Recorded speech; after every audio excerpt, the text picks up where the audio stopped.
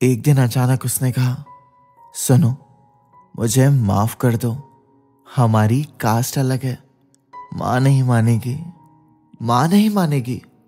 ये बात आज अचानक इतने सालों के रिश्ते के बाद तुम्हें याद आ रही है? कास्ट तो शुरू से ही अलग थी ना हमारी, तो फिर ये बात तुम्हें क्या आज समझ आ रही है? वो मेरे आगे रोने लगी, बार बार मुझे जाने दो प्लीज, बस ये कहने लगी।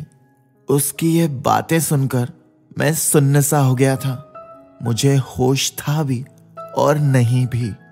मैं समझ नहीं पा रहा था। सब कुछ तो अच्छा चल रहा था ना।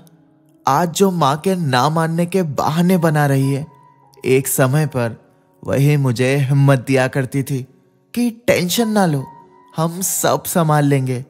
तो अब अचानक क्या हुआ? फिर मुझे समझ आने लगा था कि कुछ दिनों से उसकी ओर से दूरियां बढ़ने लगी थी।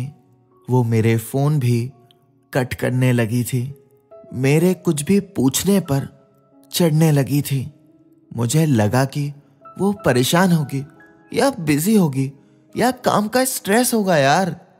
फिर उस दिन समझ आया, वो मुझसे धीरे धीरे दूर होने लगी थी। माँ का तो सिर्फ बहाना था, उसे खुद ही ये रिश्ता अब नहीं निभाना था। ऐसा नहीं है कि मैं उसे ब्लेम कर रहा हूं। मैंने पूछा उससे कि क्या तुमने मनाने की कोशिश भी की? वो बोली कि उसे पता है माँ नहीं मानेगी। उसने कुछ कहने की कभी हिम्मत ही नहीं की। सच तो ये है कि उसे अब मेरे साथ रहना ही नहीं था। वो मुझसे बोर हो गई थी, लेकिन उसे सीधे सीधे कहना ही नहीं था। मैं समझ गया था कि ये सब बस धोखा है जो मुझे अच्छे शब्दों में परोसा है।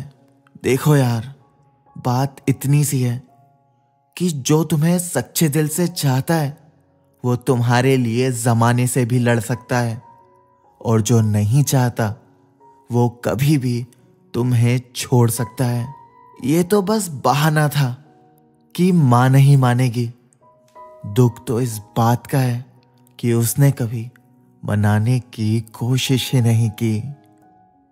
अगर आपको भी लगता है कि रिलेशनशिप में आकर आपने गलती करी, तो एंड स्क्रीन पर शो हो रहे वीडियो को जरूर देखें।